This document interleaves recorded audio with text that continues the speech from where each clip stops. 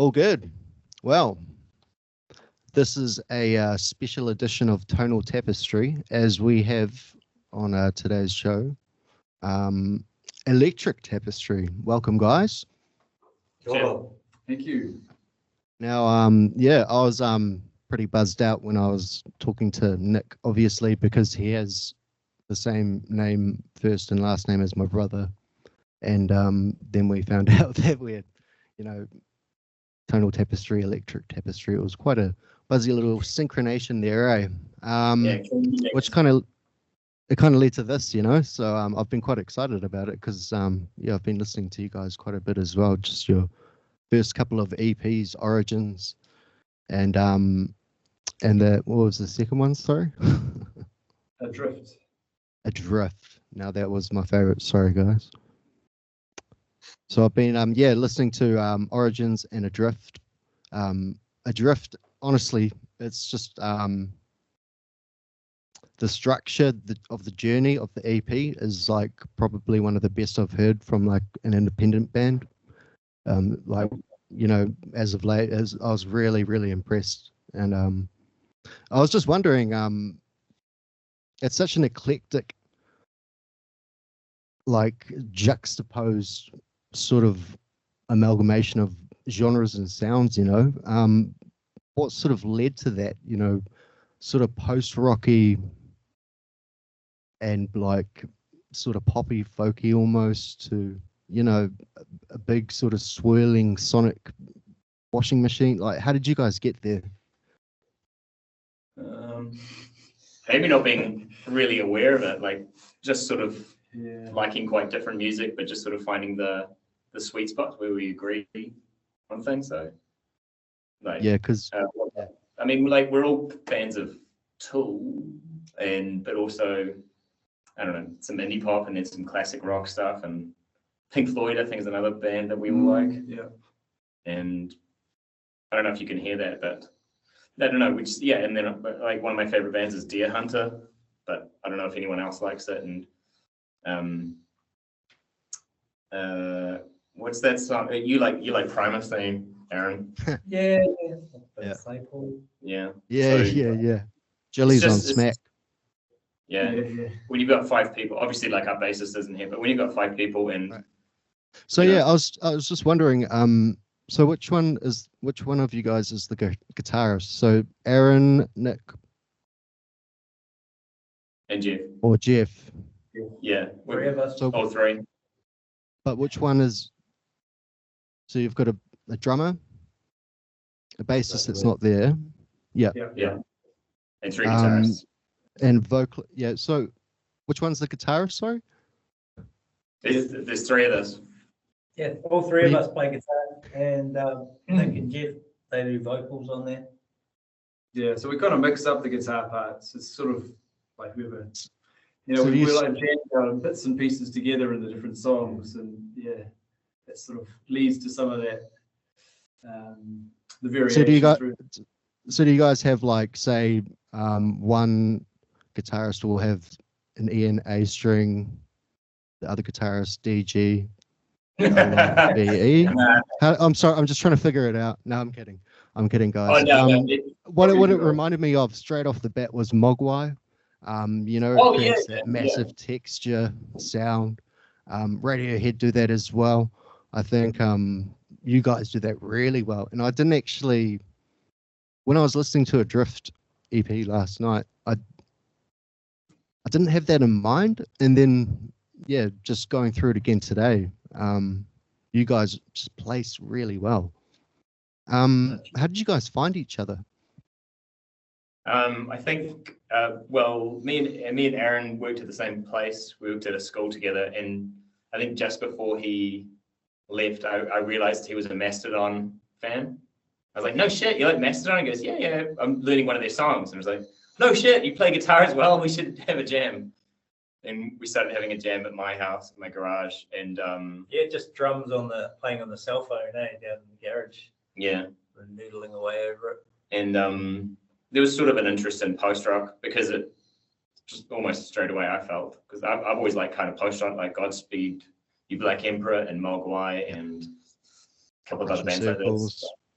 Yeah, Sigur Rós, Oh yeah. um, Oh yeah, for some sure. circle stuff. And Yeah. and then my neighbor Jeff, he joined in, and then we had 3 guitars, so just trying to make that work for I think that was us for about a year and a half, eh? Yeah, yeah. We'd sort of try and play a bit of bass as well, you know, with an octave Yeah. pedal or something, just to. So you're Find just it. trying to make it work like between you guys, you know, and just trying to find the right spaces or just experimenting and whatnot. Yeah, and then Yeah. we kept on. We'd had one of us using an octave pedal, so we just are interested in pedals and making textures. We just sort of like take turns being the bassist. But eventually we found a drummer and bassist, and then we started gigging. And then that first bassist he had to leave town, and the drummer didn't quite see eye to eye with all the things. So we got another bassist and drummer, and this is Gabe, who's our new drummer. Kia ora. Sure. Cool. Yeah. Well, yeah, it must be it must be a lot better playing with a live drummer and a good drummer, I assume. Yeah. Oh yeah, sure. Yeah, it's great. Yeah. I think we did one gig with pre-recorded drums, didn't we? Oh yeah. Maybe, yeah. Or did we? Oh no, we just had Just a cell phone. Yeah, Without drums at that Oh, yeah, barbecue, that's eh? yeah, I think we did. Yeah, we did one. But yeah, that's basically the story of the band. Nice. So you guys have been around since you released your first EP 2021? Yeah, we did gigs in 2020, or maybe we didn't. I don't know. Yeah, we must have done gigs before we released it. It's Yeah. a long time ago. I'm surprised we've been around this long. Yeah. Yeah. I was expecting to be rich by now. 2021, yeah. So you guys been you've been gigging quite consistently sort of since you've been on the stage and recording, writing and whatnot? Yeah, Once we did quite a few gigs. Once we started doing gigs, we just sort of kept doing gigs, didn't we? I think the thing is that we just didn't say no to anyone. If someone wanted us to open for them, I was like, why not? That's it. Why not? We didn't worry about like who was going to come. We'd try to get as many people as we could, but we just. Yeah. And the thing is also like, you know, like with our sound, like it's not like we're a death metal band or a super poppy band. Like there's quite a few bands that we work quite well with. We've done gigs with punk bands. We've done gigs with heavy rock, leading into metal kind of bands, and quite poppy bands as well, and shoegaze bands. So we've got a sound. So it's quite versatile, sort of like when you're playing with other bands on a set, you know. Yeah. It's yeah. So have you got any sort of advice for bands that have been sort of brewing up some sonic alchemy in their garage, and they're wanting to play some gigs live? Have you got any sort of advice? Play less notes. The promotion side of it, though, Nick. Right. Nick's been amazing. Yeah, I mean that's true as well, but yeah, the promotion side, well, like just getting into it. Oh right. Just talking to people, really. Yeah. Go to shows. Gigs, yeah. Go to shows and then meet people there. Like don't meet them online. Actually, like go to shows and become a fan of bands. Get off the internet and go to your local gigs and support your local musicians. That's how it works. Physically go to a gig and meet people, and then that's how you get gigs. Really, it's just like being a fan of music. Is how you do it. Absolutely, and a fan of live music as well. It's like a whole different experience. So yeah, for sure. Oh, totally. Yeah. There's some bands I almost prefer live than their recorded versions of themselves. I won't say who. I won't name names. But there's some bands I'm always like, wow, you guys are awesome live. There's songs as well that are like that as well. You know. Yeah. Like push it live. I will name that. Yeah, man. But so what venues? Sorry. Have you seen Tool live? Yeah, bro. Like, quite a few times. Yeah. The last time I saw them was just before the COVID one. Up at Spark Arena. Just insane. Have you guys? I saw them for latter of us, sort of. Yeah, that's 2003, so ages ago. Did they play Disposition, Reflection, and Triad?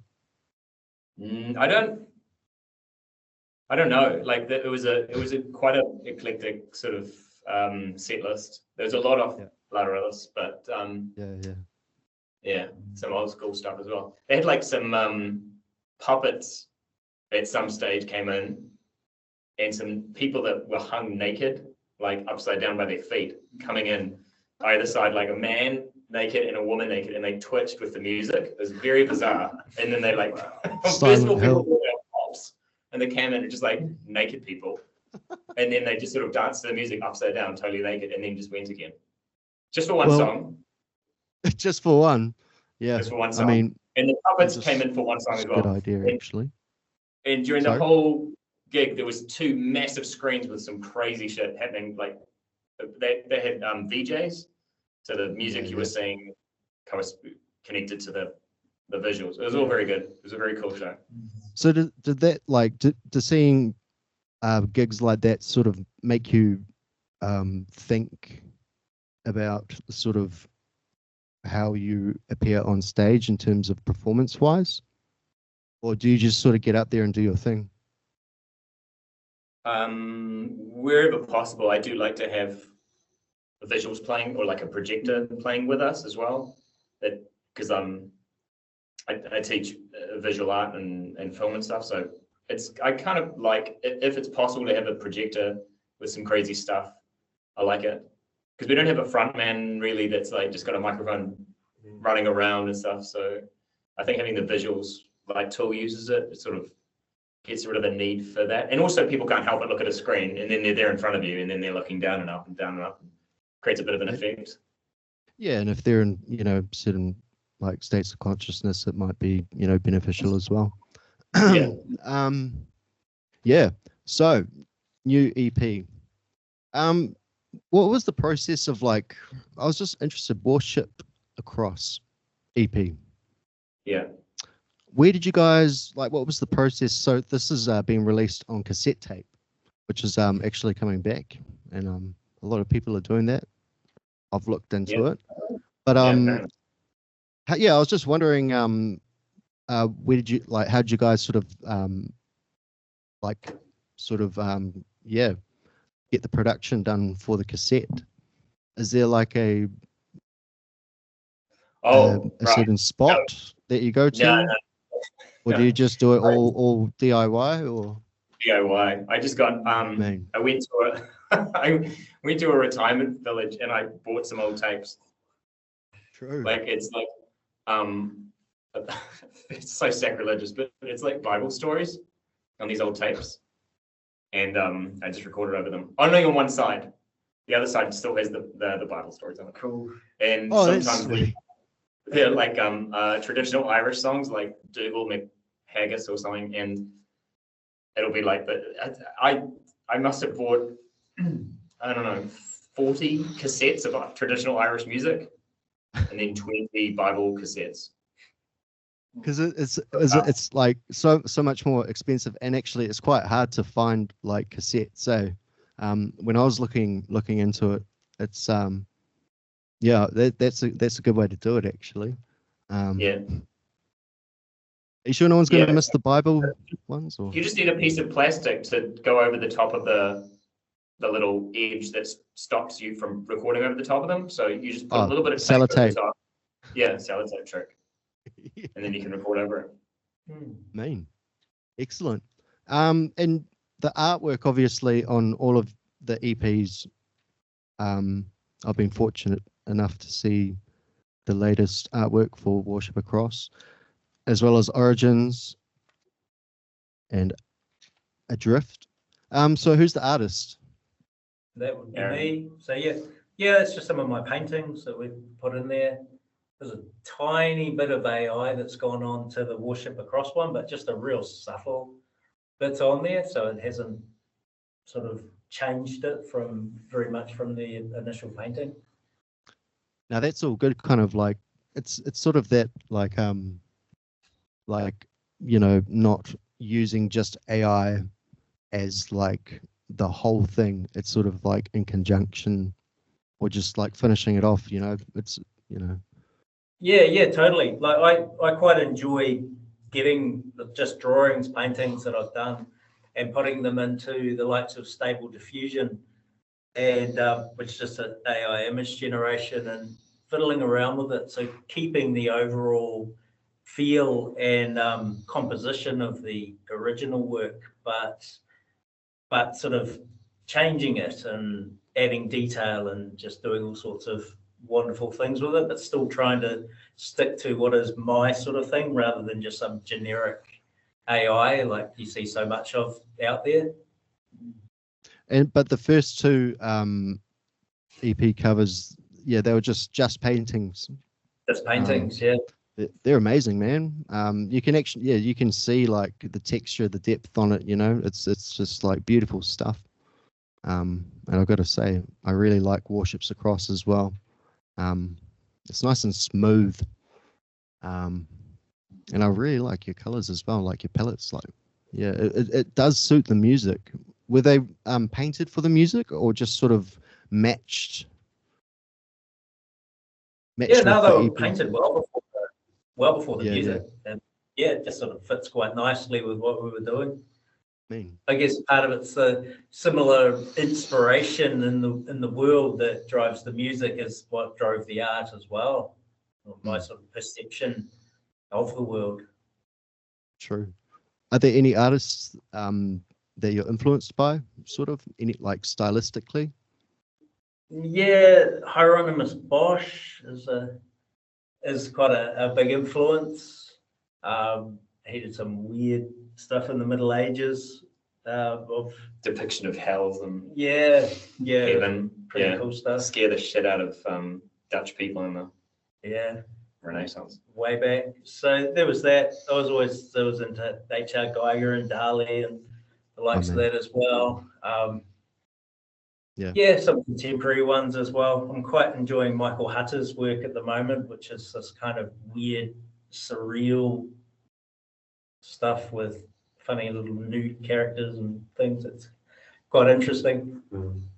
Man, are you guys like the Mars Volta? Do you guys know you know the Mars Volta, right? Yeah, I met them. What? Yeah, I met them on K Road in Auckland when they had their gig at I think it was Galatas or whatever, and I recognized them from I was like, holy shit. Mean. I saw I saw them at there was this like venue on Queen Street, and it was like, what's the one? It closed down. It's like opposite IMAX basically, but it was like the last show that was played there. St. James. Yeah, St. James.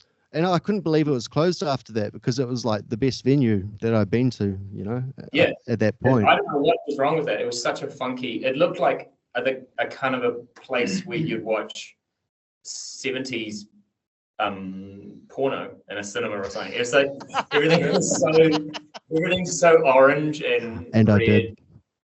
Ashtrays on the end of the seats, and it was so retro. Oh, that's what they had the little Muppet booths up. Yeah. They had those as well. Yeah. Yeah, I saw Megadeth there. It was awesome. Oh, yes, it's such a cool little. I don't know what was wrong with it. It might have been an earthquake thing. Yeah, probably.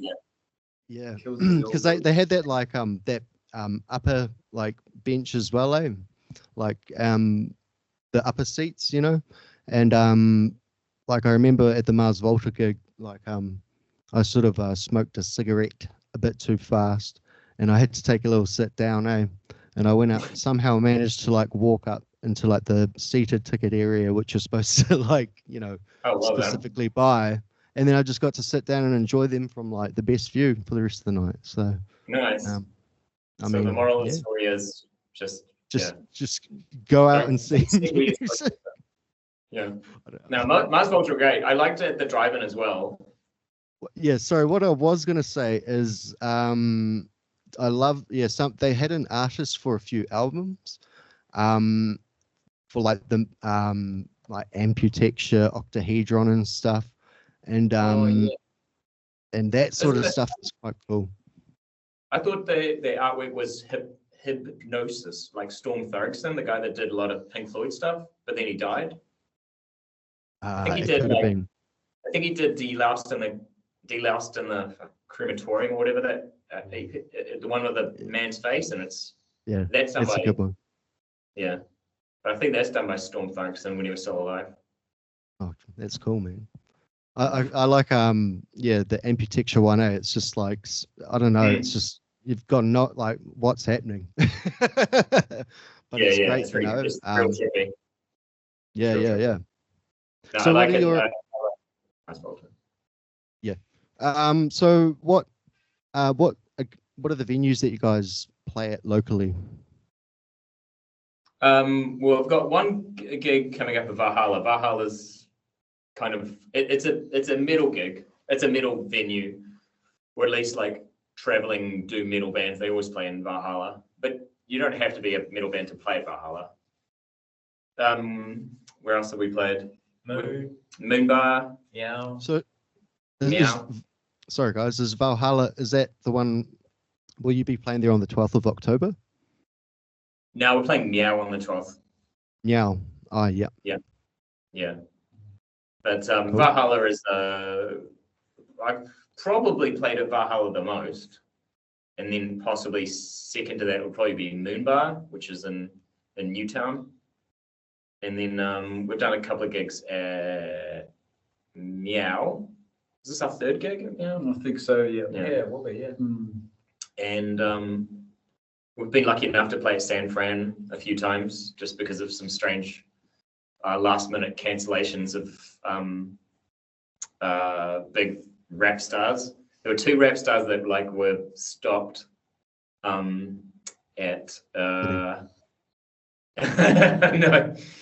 like stopped at the airport for taking in certain things they shouldn't have into the country, and then their gig was cancelled. So it happened twice, and we were lucky enough to be asked to create an event within a couple of days. And they didn't check you guys. No, they didn't. Well, we were going through customs, so That's sweet. Yeah, I think I saw the Blacks. Sorry. I was going to say the other time we played at San Fran, I think some rock band, they got COVID and then they couldn't play. But anyway, so yeah, San Fran, Meow, Moon, Valhalla. Newtown Sports Bar. Oh, Newtown Sports Bar, true. Yeah. 3 times. Yeah. 4 times now. That's yeah. So there's quite a good obviously there's quite a good like local music scene in Wellington, and it from what it sounds like it's kind of like quite like supportive of each other, you know. Yeah. You It know, depends on you a little bit, but we play with whoever, because we've got a sound that can fit with a whole bunch of different bands. So, and it's always good just to like, you know, the more bands that you play with or different audiences that kind of are brought into that situation that you can expose your music to, you know, it's always better, and it's everyone wants to see more music. yeah. Yeah, we did one up in Napier as well. Oh, the Cabana. Yeah, Cabana and Napier. Yeah. And played, Cabri? yeah, What was that place? The Pine Tree Pine- Arms? oh, yeah, true. yeah, Pram Beach. Played in Masterton as well. Yeah.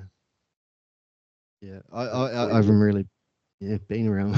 I haven't like around those areas, eh? We'll show you There's a map. like Auckland is like well, this may be on or off the record, but yeah, there's like the scene's quite weird up here nowadays, like because a lot of the venues that, you know, had been supporting local music had closed down, and and it's this weird like combination of like tall poppy syndrome, people not really wanting to have others open for them, or like, you know, sort of combine efforts, and like, you know, bars that venues that just decide to have like mostly just DJs and electronic music, you know. Yeah. That happens in the States as well. That like you'll actually have like really cool indie music, and by indie I don't mean like just indie the genre. I mean like indie metal, Independent. or indie pop, or indie folk or whatever. But like underground stuff, you'll have like really cool underground bands develop in smaller cities, and then in massive cities like I don't know, LA or New York or whatever, you can only play a venue there if you're like amazing and you can grab hundreds of people. And so it actually like squeezes the flavor out of those towns, and it just makes it all quite generic. True. And there's so much like music that has come from America as well, you know, like talking about roots of like genres, you know, and like sort of like the old like melting pot of everything. I mean, some of the best musicians definitely unheard of, you know. It's just though, you know, you'll catch those blues guys, I guess, you know, just playing someone's like just film them and you just see them on YouTube and it's just no one, but it's more like first nature than anything else to them, you know. And like some people, yeah, it's a shame. I feel like in New Zealand, like we have the opportunity and the resources to like sort of like navigate away from that. But yeah. Do you mean away from quote sort unquote of like, American? yeah, sort of like battle of the bands, who's the best, you know, like the biggest or the most popular. And instead of that, it's just like, I feel like we could be sort of, yeah, maybe it's just an Auckland thing and maybe it's just a me thing. I don't know. But I think people like quite weird music in Wellington. And so if you're not really traditional rock, it's actually probably works in your favor. Yeah. Because if people say, what's this band like? I think the worst thing you can say is like, oh, you know, just meat and potatoes rock. It's like AC/DC. Foo Fighters. No. Foo Fighters, yeah. Although people, no, there's actually like a Foo Fighters band that has members in other bands that we've played with. They actually get quite a few gigs. What are they called? Oh, yeah. Everlong. Yeah. Everlong. People love that stuff. But I think I think for an indie band like ourselves, it's actually quite good to not be described as just sort of a meat and potato sort of rock band. I think it wouldn't work well. Well, I mean, I was reading sort of your description of the band on Music NZ, and it's really hard to define regardless anyway, you know. It's and I guess as you said, that's why you can really play with anyone. Yeah, so we got Mogwai. I picked up a lot of Mogwai with your guitaring and the vocals as well, because they're not quite prominent. I really liked that. It was quite like in the sort of, yeah, I mean, I wasn't sure I was really hearing specifically, as you know, did you in Adrift, did you have two vocalists? I think it's mainly Jeff on that song. I think I sing 2 lines. Oh no, I do that. I do sort of backup, sort of like the oohs and the ahs. Yeah. Yeah. I think we're a fan of like bands that kind of bury their vocals a little bit, like shoegazy bands. Nothing too prominent. I mean, the Strokes were really good at doing that. They always had the vocals almost below the guitars, almost. Yeah, definitely. So do you mean that like in terms of like a mix sort of element, or like a sort of writing element, or a bit of both? Oh, certainly the mix elements. Yeah, we're very conscious of not having the vocals too prominent. Yeah, it's just another instrument. Yeah, that's That's what I picked up. You know, like I couldn't really, and maybe that's sort of the point, is not to hear the specific lyrics and to like capture like a specific story from it. It was more like a vibe, like an atmosphere, a feeling that was like just evolving. And it just surprised me as well. Like you'd have some like beautiful, quite like poppy or folky sort of like acoustic stuff, like guitar, like nicely layered, like multiple guitars, and then just like all of a sudden just like a big fuzz, so you know, like lead sort of come in.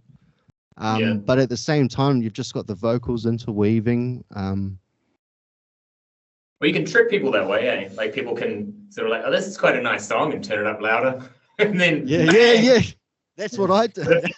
If it starts heavy straight away, people kind of know what they're going to get. but there's no false sense of security that it maybe you're listening to sort of an acoustic or an indie or a alternative sort of thing. I think if you start like really loud straight away, people are like, oh, okay, and then they set the volume to that, and they've already got these preconceptions that it's like, okay, this is a heavy metal band. I think it's better to like wait out on the heavy metal for those bits, and then it sounds so much heavier when you do, when you do put on the distortion. It's quite Yeah, cool going on this journey where it starts like this sort of nostalgic, chilled out bit, and then just slowly degrades and gets sort of darker and gloomier, and then gets real heavy, and then just to sort of finish off with this nice little reminiscent, cheerful pop rock sort of bit again too. That sort of thing's quite satisfying. Yeah, It is. It really is, and it's like surprising as well. It's quite stimulating to listen to. no, thanks, man. Yeah. No, and like quite inspiring as well. I reckon you guys are super unique, actually. I can't say I've heard anything quite like you guys, to be honest. So also just want to quickly get in, because you guys put a lot of emphasis on your like texture and tones. Sorry, this is for the guitarist, Paul, but I'll get to you. Pedals? I mean, you guys use multi-effects now, but you've got that kind of that boost pedal. Yeah.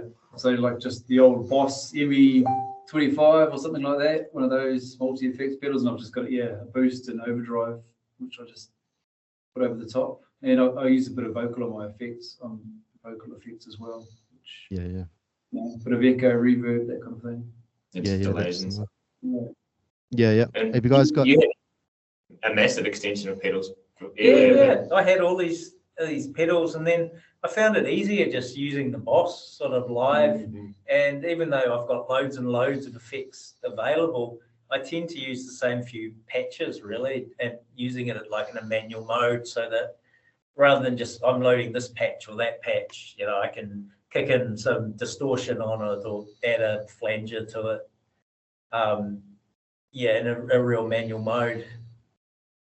You must get like a cleaner signal as well, with like less pedals and less cables, and if you're stacking it all up. Yeah. And the setup time as well, right? Yeah. It's more things that can go wrong with lots of pedals, but I have lots of pedals just sort of stacked on a footstool, and sometimes it can be a bit complicated, but I like kind of overlapping them. So like, what's it going to sound like if I have two distortion pedals on and two delay pedals on? Or like the positioning as well. Yeah. Well, that's what shoegaze is, right? Shoegaze is sort of like, instead of distortion, delay, or reverb, you flip them over. So the whole thing with the My Bloody Valentine sort of sound is like, why don't we reverb the sound and then distort the reverb? Yeah. So yeah, I like the shoegazy sound. So I do have the ability to do that because I've got one delay pedal that goes in front of one of my distortion pedals. So how many pedals do you have, do you reckon? On the board? Yeah. 9. And you're using a power pack as well? Yeah, just a multi sort of 9-volt sort of. Actually, I need 2 for that setup. Yeah. That's crazy. I'm just looking at mine. Like I used to have 8 a few years back. I've moved it down to 4. Yeah, I could probably do a gig with 1. To be honest, but it's more fun. And like the thing is, like, there's one pedal I just use for one part of one song. But that's what makes it. But that's what's interesting when you hear that, and everyone's like, "What the hell is that sound?" You only do it once. So I bring that whole pedal just for that one part, which is probably like 10 seconds. Yeah, but that's, I mean, those are the like intricacies of detail that, that make masterpieces or great art, And yeah. So obviously you guys had all And been. by the way, this is Gabe, by the way. Like, you Oh, might have Paul is sorry. the old. This is Gabe, the new Okay. drummer. Okay, sorry, Gabe. Sorry about that, Sorry. bro. I'm real bad with names, eh? We should probably I- update our profile on the. Yeah, sorry. I just I got think the. probably still floating around with some old names. But. I'll edit it out. I'll bleep it out. I'll do the boop, when I Oh say. yeah. Like you said a swear word. Hey, beep. So beep. No. So Gabe, yeah. How long have you been drumming with these fellas for? I've been with these fellas for like 8 months now, but as a personal drummer, I've been drumming for like 3 years. So Mean. yeah, Have you, it's you've been a been real going. treat, guys. Hey, yeah, man. Will you tell us? Yeah. Yeah. Tell you guys, eh? Yeah. Sick, man. So how did you what sort of kit have you got currently, bro? Do you have like quite a minimal kit, or do you I mean, I have an electric drum kit at home that's like Alesis and Gibraltar, but I play on a like house kit or something during gigs. It's usually provided. So do You you record kind with- of have a set up like a Dave Grohl thing. Like you've got one rack tom and then a floor tom. Eh? yeah, You don't do that Mate. the Iron Maiden thing. Was like it all sounds so lame. Eh? Like it's too many toms. yeah. Yeah, So it's just like Nirvana, just like one tom, one floor tom. yeah. The ones you can feel, especially the floor tom. Yeah. True. Mean, bro. And how did you find so with this last EP, Worship Across, were you guys Gabe, did you sort of like come to this, bring your drums to the songs after they're finished, or were you jamming alongside with them? How's your process with that? He's not even on that EP. I wasn't on that EP anyways. Oh, okay. Yeah. Right. So Yeah. when did we record that? So we recorded the main part of that at the church probably 2 years ago. So it's quite old songs, and we were just Oh, trying wow. to Okay. kind of record them, get them done. Yeah. And it's Did just, that December yeah, 2022. right. So it's taken a while to kind of Wow. make it sound good, and Well, it just took us Hey, ages to bits. get to it, really, as well. It just sort of sat there in the well, background. yeah, even decide that we wanted to release it, right? Yeah. So sometimes it's like just that time, just a bit of time to let things just take its own natural course. Sometimes it works out better than sort of forcing it. It was sort of recorded like Steve Albini style, just like mics in a room, except the room was a church.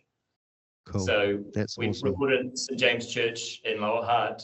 I just rented it. Well, I didn't rent it. I just like borrowed it for a day, and then we got the key, and then we just set up the drums and the bass, and we just recorded we just played our set It twice. just sounds so dodgy. You broke in, didn't you? You're caught by the No, cops, no. eh? Yeah. Put a few dollars Yeah, in and the that window needed to go anyway for the reverb, Yeah, I did want to call it his electric tapestry, but I got voted down on that one. No, yeah, His electric tapestry. Wow. yeah. Or just call it his. But, yeah, His. I don't know. It's yeah, and the artwork sort of You should just relates call this to new EP Tape. Tate.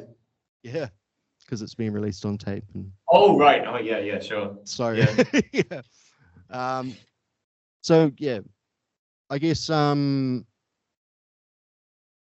what am I to expect for the? So you had a different drummer when you recorded this upcoming EP. Is it? Yeah, Am I right there? Yeah, Yeah, that's and right. bass guitarist, yeah. and a different Yeah. basis. And a different bassist, right? Yeah, but they're good. Yeah, good. Same guitars and same vocals. Yeah, But, yeah. Mm. It's yeah. We just recorded it live, and then we just Mm. did solos and vocals overdubs, and then a couple of acoustic guitars, and that was that. So you did like you'd all do it, like play a song together, live take, and then you'd overdub. Yeah. I mean, Just vocals to and guitar capture solos. just to capture like that. Yeah, that must have been awesome to record just with microphones in the church. I think like in Emerald City, they recorded this one EP in this cave, out at Wharapu. Yeah, yeah. And you can hear like the birds chirping and like the natural reverb of the cave. Yeah. I heard about that. That's cool. Yeah, just need a generator. That's all. A quiet. What is that? quiet Yeah, what is it? yeah. Where's the music? Yeah. It's fine if you're an industrial band. Yeah, well, I mean that's exactly. Or what is it, that like hard house or something that's like duh, duh, duh. Like it can just be a generator. It was a cool experience recording in that church because it was just we were quite well rehearsed because we'd just done heaps of gigs, and then we just played our set twice. And we had Finn Harris, who is the sound engineer for San Fran.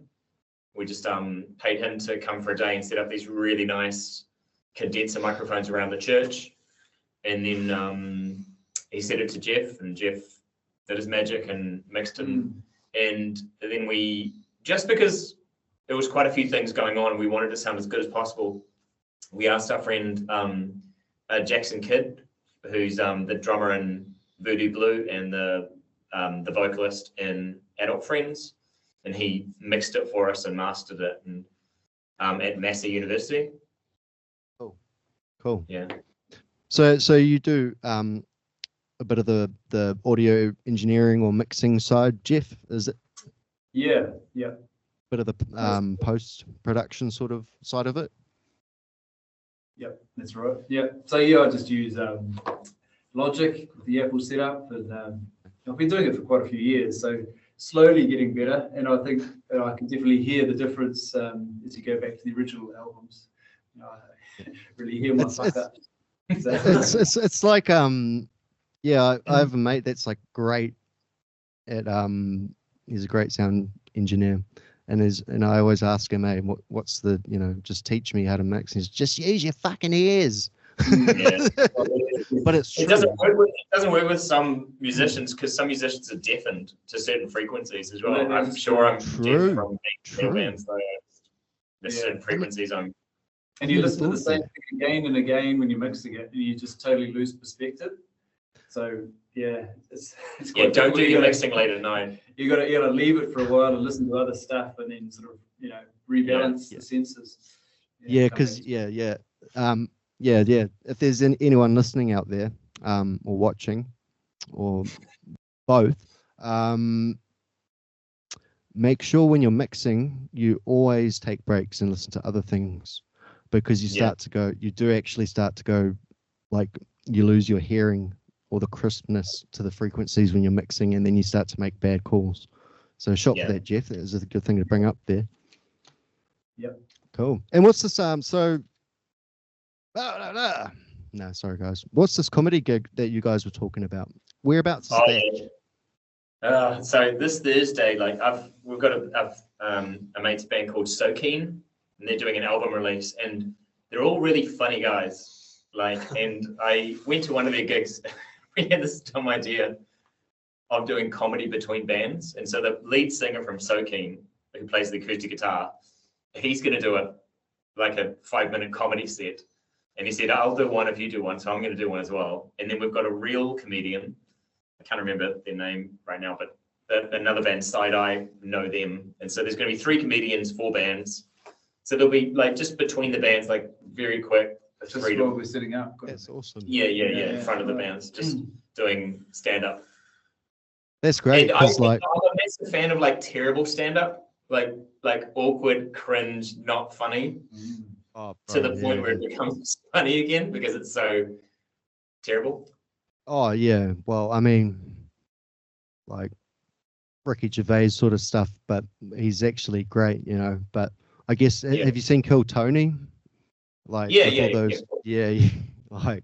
mean, it's, to me, that's because it's like rock music. It's like funny watching people put on the spot, especially the Madison Square Garden one. Imagine if you're just some average Joe that's going up to do stand up for the first time, and it's like you're in front of a full sold out audience at Madison Square Garden.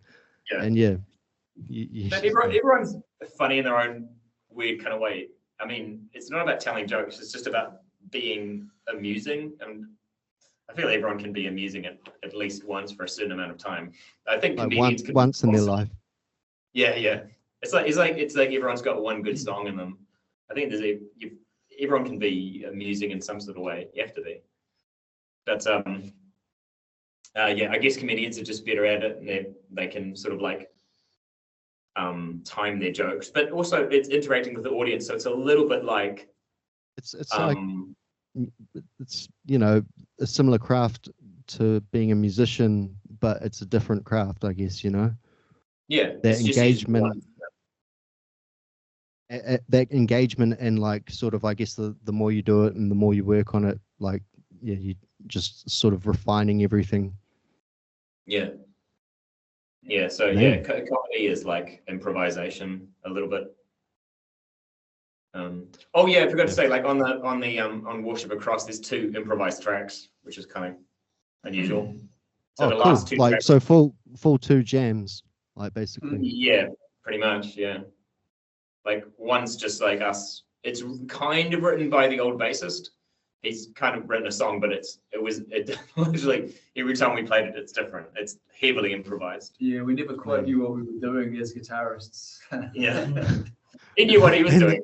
But we're just literally watching. Like he'd have these 2 things. He'd like swing his bass around when there would be one switch, and then when we'd change keys, he'd sort of like put his foot on something like a chair. Yeah. So you've just got your peripheral looking for those things, and then otherwise you just sort of That's pretty cool. Like capturing songs in the moment, I think, and performances in the moment as well. Yeah. Um, And the last song's improvised as well, just basically.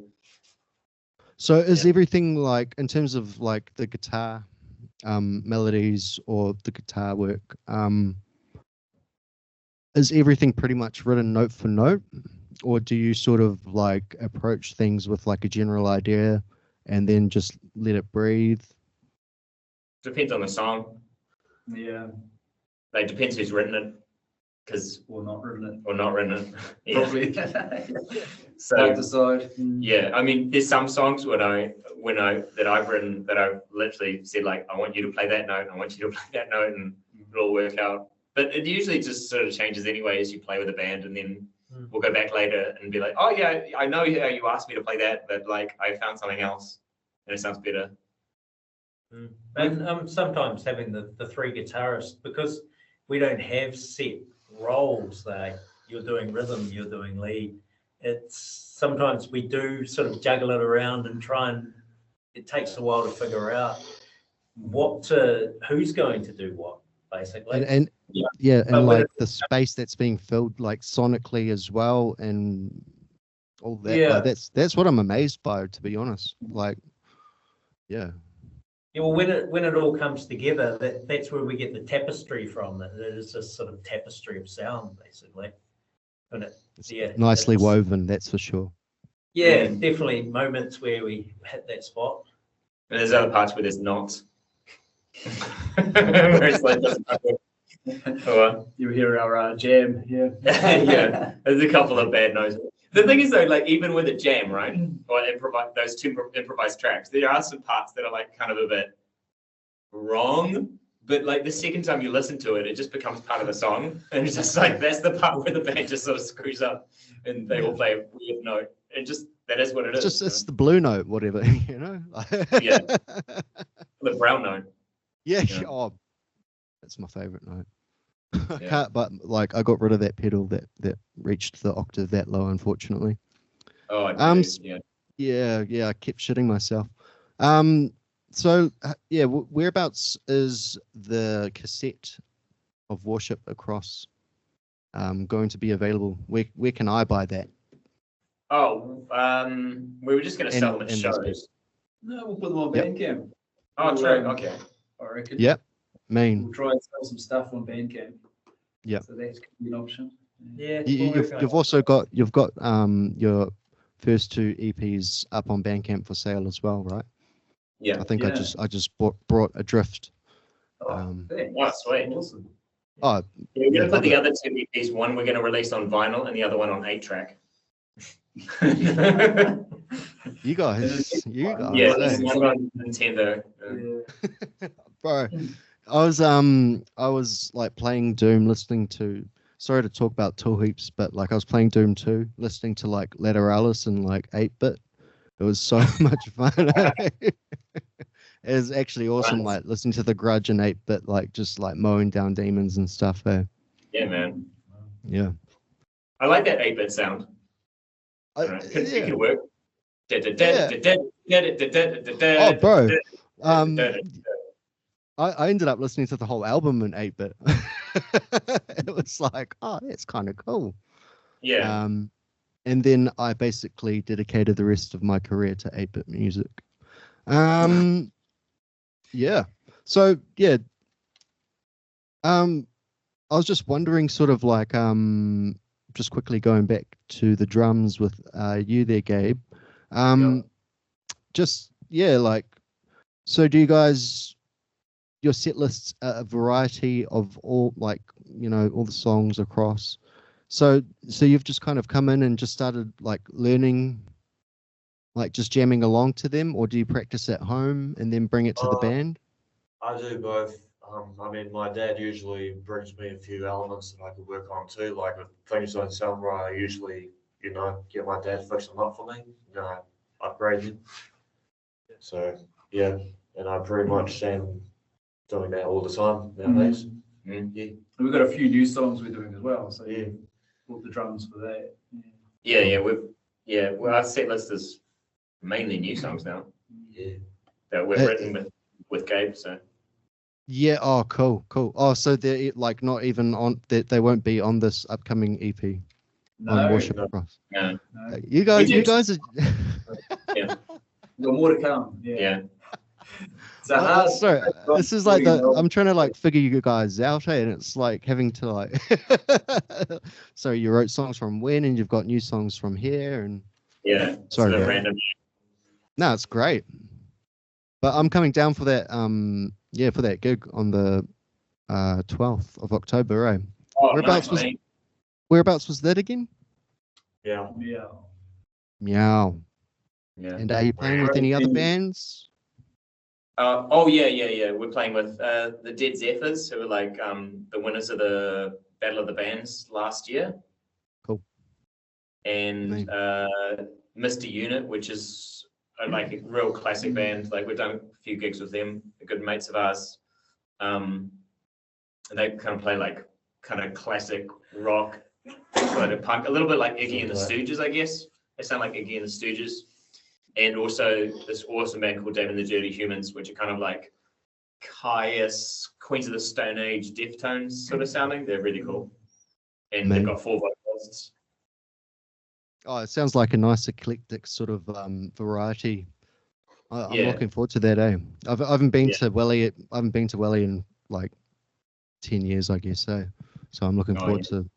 Yeah, it's like Well, like when I went down there, it was like I was like, oh, this is like home city. Like like I felt it down there.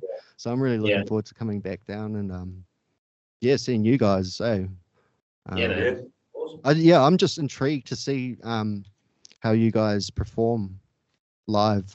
Have you got any videos on YouTube of your performances? Yeah, we've got a YouTube channel of us playing live. Yeah. Some of them are good, some of them are bad. Depends what you choose, Yeah. Yeah. Did you want to plug? What's the channel name? Tonal Tapestry. I think you might be able to find it just on our Facebook, like it's like a YouTube link. Or even in our Instagram as well. Our Instagram is linked to our YouTube and our Facebook is linked to that as well. But if you look for things like electric tapestry, adrift, that sort of thing will bring it up. Yeah. Yeah. Thankfully, no one else has got our band yet. Well, Being foolish enough. But I'll chuck some links like at the end as well. For everyone, I'll go through and find like your YouTube or your Instagram and Facebook and stuff. Chuck that on. We played at Newtown Community Hall and your daughter filmed us. I thought those were quite good sets. It sounded quite good in the hall. Now, Meow gig, we got some good footage. Oh, and the that, Meow too. gig, so yeah, Some- true, some yeah. Good videos, yeah. You just want to like, yeah, it'd be great to plug into the desk and like take the audio off that, you know? Yeah. Yeah, Like- oh, we did that at Valhalla as well, eh? We took that off the desk. We did a gig at Valhalla and we just like recorded the whole set from the desk. I thought that's So- great. Yeah, how did you do that? We just asked the sound guy to just record it onto a mini disc, just straight out. And we just, I fiddled around with it tiny bit, just to make it, I just thought the drums were a bit too loud and then it was fine. I think that's what the Pixies did. Like the last time they came and played here, is like you went in, watched their show, and as you're walking out, they already had like that show's shit. live performance. Oh, that's awesome. Yeah. It's pretty. That's pretty onto it and trippy. Yeah. Yeah. Is there anything else? Like I don't. Yeah, I just realized we've been chatting for like an hour pretty much. Don't want to take up any more of your day. But is there anything else that you guys wanted to like mention or bring up or talk We're gonna about or? Comedians. Well, no, our favorite comedians. Yeah.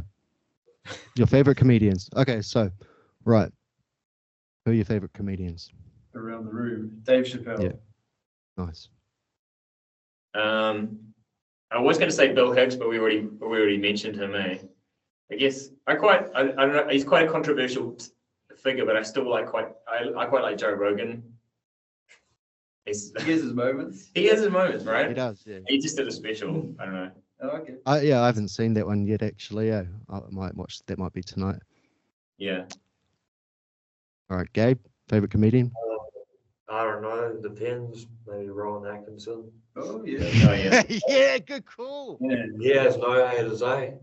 Yeah. Bro, Man, my favorite, Mr. Bean, like the diving board episode. He's like, you know what he is? He's like an English Bro. mime. You know, everyone Bro. fucking hates French mimes, Yeah. but he is an English. He's an English mime, right? Absolutely. I mean, like, even if he said a word, you don't know what the word is. Yeah. Oh, it's brilliant. All right, Aaron, what's your favorite Aaron. comedian? Oh, coming to mind right now, to be honest. pick one. Nah, she's right. No, all good. I'll pick one for you. Jerry Seinfeld. Yeah. No, Larry no. David. I'd Oh, Larry say, David, man. I not started Larry watching David. Enthusiasm again. All right, it's so good. That's crazy. Larry David's It's so weird amazing. looking at it now. It's like you look at you know how he gets annoyed at his phone or his fax machine, and everything looks so like 2000s. Yeah. When I was Right. watching it when I was a kid, I wasn't aware of how dated everything would look, but it's insanely dated looking at it now. It's just like so 2000s. It's crazy, yeah. Fax machines like- and like huge desktop computers. Yeah, fax machines, eh? And the thing that trips me out is like a lot of like doctors or dentists or what have you will still have like a fax number, and it's like, what like, and really, Wow. Are people still doing that? I've got one Yeah. actually. Really? Wow. Nah, I've just a landline, eh, and dial up. Sweet. No, I reckon Ricky Gervais is like hilarious. So, like the writing he did with Stephen Merchant with like The Office and extras and stuff, and Yeah. or Carl Pilkington, even though he's not really a Oh, comedian as such, or he might be. Idiot Abroad, man. He's the character. Bro, like how genius is that show? Like they just filmed him and sent him around the world, and that's Do you know the story about like how they met Carl? nah. Go on. Okay, so it's Ricky Gervais and Stephen Merchant working at XFM when they were just bums, right? And they hadn't written The Office yet. This is before they sold it to make the German and the South American and the French and the American version of The Office, right? So then they became rich because they sold the patent to go around. And this is before The Office. They worked at XFM. Then they became millionaires and they got all those BAFTAs. And then they said, I wonder if we should go back to XFM and be DJs again. And they did that. And they found their sound, and they could not be funny. They're just like finding it really hard. And their sound engineer, the guy who was engineering the show, was this Manchurian called Carl. And they started just asking him questions, and they were just amazed at how stupid he was. And they was like, you know what we're going to do? Be a host. Just come in here, forget about the thing. When they and so he stopped producing the show and then just had conversations with Carl. Because And, I've listened to a few of those XFM ones, but I didn't realize that he was just like the producer, and then they realized that. Yeah, yeah, Man, Yeah. right. yeah. It's just it's gold. The rest is history. Yeah. Yeah, comedy is important. Actually, I will just say this quickly, like on off the record, like it's the relief that you get from laughing, laughter, or laughing. It's healing, eh? Yeah. But it's like the same sort of thing with music. It's that cathartic sort of I don't know. They just It should be take like you you to can't places. help yourself, but like bang your head, or you can't help Yeah. yourself but laugh. It's like Yeah, it's not exactly. about looking around and be like, oh, are we supposed to? Are we supposed to? Okay, we can laugh now. It's been okay, yes. Or looking Yeah, around, saying, "Bang, cool." Yeah. Oh, yes, we're all gonna like clap and headbang now. You should not be able Yeah. to help yourself. Yeah, you don't. Yeah, yeah, you don't want to be the last one starting to headbang. That's for sure, or laugh. I went to see. What is it? I got Who's shit the guy jokes from? all night, guys. Oh man, yeah. Do you know the comedian from Black Books? I can't remember his name. Like not Bill Bailey. Oh, not No, him. no. Not Bill Bailey. Like the Irish guy. Oh, yeah, The hell? the like alcoholic dude. Yeah, the like- alcoholic Irish guy. Bro, Yeah, so he came to. Yeah, I went to see him in Auckland, but like my friend brought his girlfriend, and like he has nothing written down at all. He's like Eddie Izzard. He just comes, he just performs, and my Dylan friend Moore. brought yeah, and they were sitting somewhere else in the audience, but I knew him and her were coming, and he'd do this joke for a second, and then everyone would laugh, and then like about a second later, she'd be like, ah, and it would just like happen throughout the evening. It was so funny. It was just like sort of a 1 second delay. Like the whole crowd would go, and then she'd be like, but Insert laugh here. It's like removing the Yeah. laughter track from Friends, eh? what the hell was his name? Like, we should have really mentioned that. Dylan Moran. Dylan Is Moran, yeah. Moran, yeah. I think he was here like last year or the year before, eh? Yeah. He's funny as. But he writes nothing down. He just improvises the entire set. Is there much stand up like in Wellington? Like a stand up scene or a comedy scene? Yeah. We've played. Oh, another place we played is Fringe Bar. So Fringe Bar is mainly a comedy bar. And we've also like when we did the Pine Trees Arms with the guys from Everlong, or like the guy who organizes it, like that Scottish guy. He's a comedian as well. So yeah, there's comedians that are musicians. So yeah. I've just I don't know. I don't even know if there's I don't think we really have a comedy scene here, eh? Or it's super low key. Maybe I've got to find out. Yeah. All right. Or I could, maybe who knows? I might just give up guitar and just start, two-liners or whatever. Yeah, start it up. Yeah. Write a book or a show, just write a show and get a BAFTA or whatever. Yeah, man. Sweet.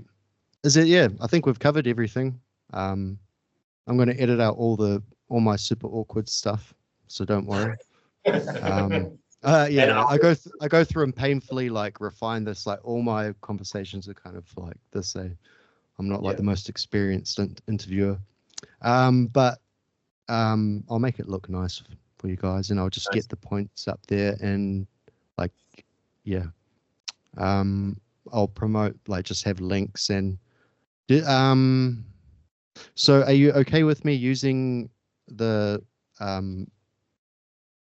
cover art for the Worship Across, or would you rather like No, may as well, mate. that's all good? Yeah, just because it's like supporting the upcoming EP. So but I don't have any music from that, so I'll probably put something in from Adrift because I just downloaded that and Oh, I could- WAV. We can send you new music from that. Well, yeah, I mean, feel free to pick something that you'd like, just as a sort of like a little 20-second clip or whatever at the start, sort of. Oh yeah. Yeah. No worries. I don't know, or whatever Cool. you guys feel like, really. Yeah. Sweet. Cool. All right, that's definitely over an hour. Sorry, guys. That's okay. That's been great. Thank Edit you. it down to a sleep 5 3 minutes. minutes. Yeah. Nothing. Okay, 4. No, I'll just get the hard and fast facts down. All my banter will just be cut out pretty much. It's just, Yeah. just more Sweet. sort of me just understanding you guys. But yeah, looking forward to hearing this EP, and I can't wait to see you guys at the gig as well. I'll let you know when I'm heading down. Sweet, man. Great. Cool. Awesome. And just keep jamming. Yeah. Yeah, dude, we're gonna have a jam now. Yeah. Oh, good stuff. Oh, sorry, I've been holding you up. Shit. All right, get No, on. no, that's Go, okay. go. Class is over. All right, guys. Take it easy for the day, eh? All right. Right. Yeah, mate. See ya. See you, Ben. Cheers, man. So, Thank you. Nice meeting cheers, you. bro. You too, guys.